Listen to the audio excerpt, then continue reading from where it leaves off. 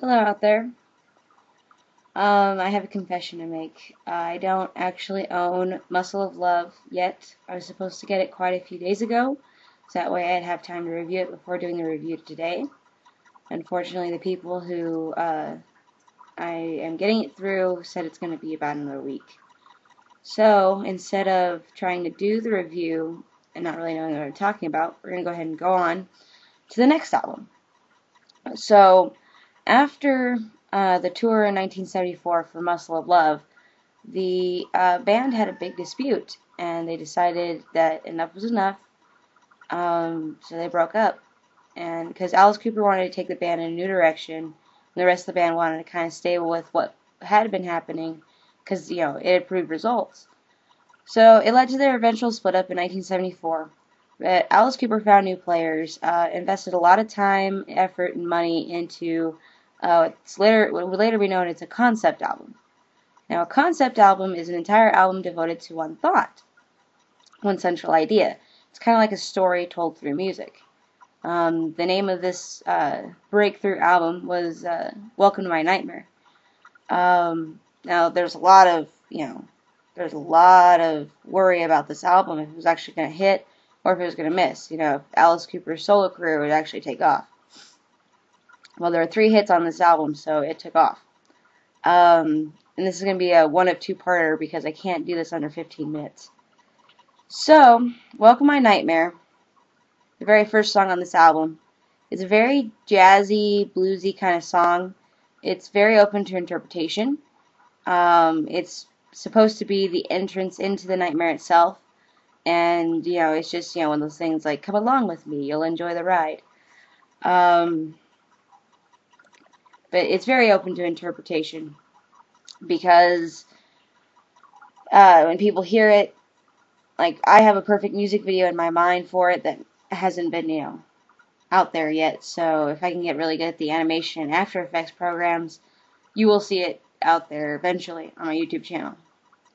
But moving right along to Devil's Food. Now, one thing I have to tell you is that this entire album was done both as a stage show and as a video, like a movie done with Vincent Price as a guest star. Devil's Food is one of those things where on the movie it was witches, brewing the evil, stew. They're cooking you in an evil stew to make you devil's food. The song itself, most of these songs have a very instrumental emphasis on the drums, very drum heavy, which it works very well with this album, and it makes it very kind of jazz sounding, but at the same time gives it that creepy feeling that it needs.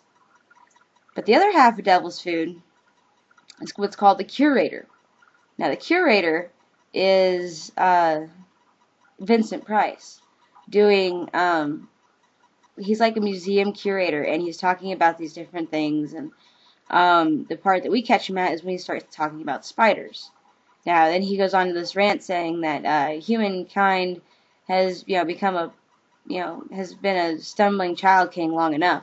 And when our empire crumbles, it'll be the Black Widow that rises in our place. Well, that fits into the next song, The Black Widow.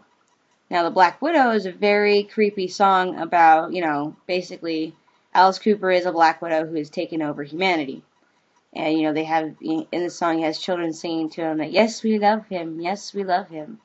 It's very creepy, the fact of, world domination, and you think by this itty-bitty little spider, like, that big. But, then you think, like, with Alice Cooper's voice kind of makes it seem like a giant Black Widow spider, which would scare the crap out of people. And again, in the movie, this was portrayed with giant spiders. And then we can move on to Some Folks. Now, both in the stage show and in the movie, Some Folks was Dancing Skeletons. It's a very fun song, but again, very jazzy, very bluesy, but it's a fun song. But something about Dancing Skeletons could creep some people out. I don't know. And the song isn't really the most sense-made song. To me, it kind of symbolizes more the idea that, the idea when you don't know what the hell's going on and you're just trying to make some sense out of something. you see dancing skeletons singing, listening to this song. But going ahead and move on, we're going to hit Only Women Bleed. Only Women Bleed was the second of three hits on this album. It's basically like almost Human Condition kind of song. It's almost like, to me, it always symbolizes the idea that women love their men no matter what they do to them, and the men never really care, especially in this relationship on this song. But towards the end of the song, you kind of hear a more of a caring, from the man. Like, it kind of ends with him caring. It's a very good song, though. It's very slow. A lot of people didn't realize that this was an Alice Cooper song. They thought that it was, some other person. And when it came out, it was very different for Alice Cooper, and so it was a really big hit because it was so different. And, this whole album's kind of what Alice Cooper did once he was unleashed from, the confines of his band. But it was a big risk, it was a big, gamble whether he was going to make it or not. But Only Women Bleed was something very different from what he had been doing in previous albums. So it became a hit.